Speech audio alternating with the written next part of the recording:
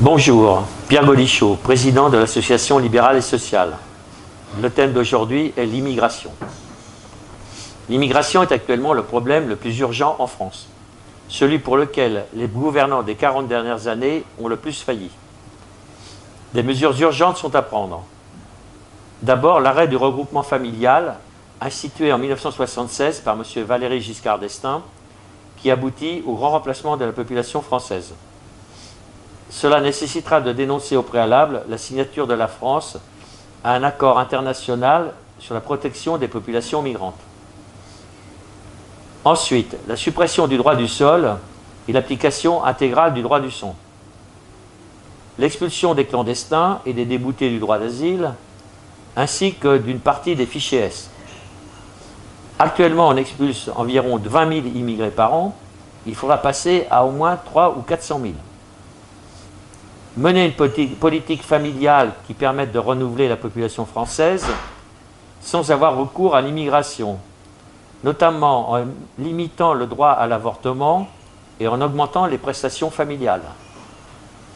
Enfin, aider les pays de départ de l'immigration en fonction de nos moyens qui ont beaucoup baissé du fait de notre endettement qui ne cesse d'augmenter pour atteindre près de 100% du produit intérieur brut français. Il faudra aussi prendre des mesures pour préserver la civilisation française. Les immigrés n'ont pas imposé leur religion ou leurs coutumes aux Français. Ainsi, l'abattage halal devra être proportionnel au nombre de musulmans en France. Si les musulmans ne représentent que 10% de la population française, l'abattage halal devra se limiter à 10% des capacités. Le statut d'abattoir mixte sera supprimé afin de pouvoir assurer la traçabilité de la viande de l'abattoir jusqu'à l'étal débouché et des grandes surfaces. Les musulmans ne devront pas non plus essayer d'imposer leurs coutumes, notamment alimentaires ou vestimentaires, dans l'espace public français, comme le port du voile dans la rue, ou l'alimentation dans les cantines, ou les horaires dans les piscines ou les salles de sport. Cet arrêt de l'immigration permettra ensuite de détendre le marché du travail. L'arrêt de la venue de nouveaux migrants permettra de faire baisser le nombre de chômeurs. Les sorties du chômage ne seront plus immédiatement annulées par de nouveaux arrivants.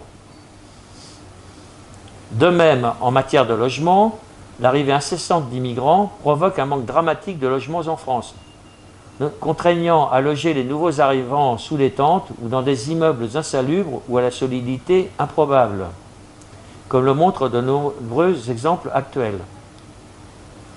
Pendant que de nombreux Français d'origine cherchent sans succès des logements convenables.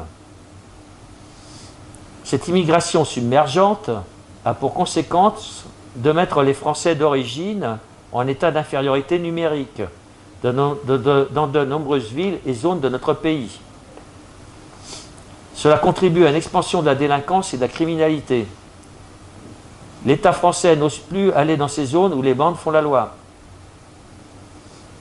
L'arrêt de l'immigration et le renvoi des clandestins permettra de mettre un terme à l'expansion de cette insécurité.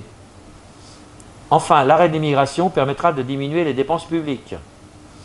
En effet, ce coût de l'immigration est estimé par les gens sérieux entre 20 et 90 milliards d'euros par an, soit une estimation moyenne de 55 milliards d'euros, soit environ 80% du déficit public de la France. L'arrivée au pouvoir d'hommes et de femmes politiques compétents, aptes à diriger et à remettre de l'ordre dans un pays, permettra d'appliquer cette politique avec détermination et efficacité. Pour plus de détails, je vous renvoie à mes livres « Économie ou socialisme, il faut choisir » et « Pour un État juste et efficace » publié chez Godefroy de Bouillon. Pour me contacter, je vous communique l'adresse mail suivante: Pierre Gaudichaud, Pierre le prénom, Gaudichaud, G-O-D-I-C-H-E-A-U, donc dans un seul tenant, @ wanadoo, W-A-N-A-D-2-O.fr. Je vous remercie de votre attention.